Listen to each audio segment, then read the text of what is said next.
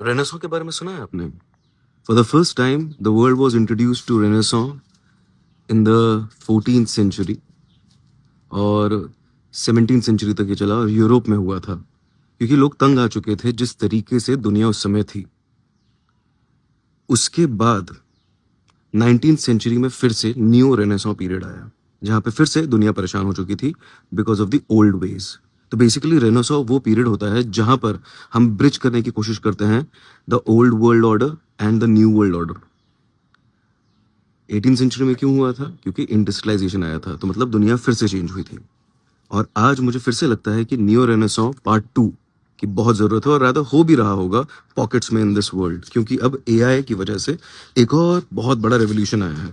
Revolution तो तभी शुरू हो चुका था जब the internet bubble took over the world.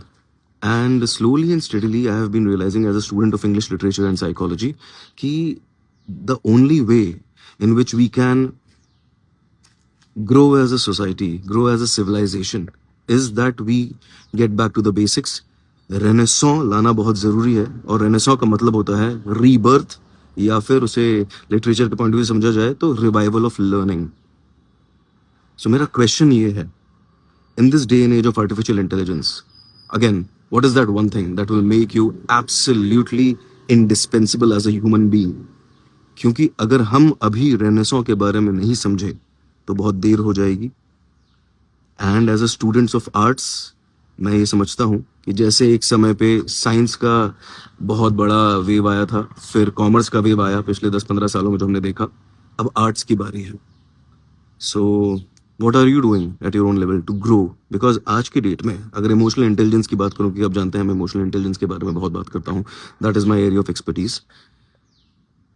It is directly related to your ability to learn and rebuild and rethink for your own self. Because आज की इस दुनिया में जहाँ पे opinions are rampant, critical thinking is on a decline.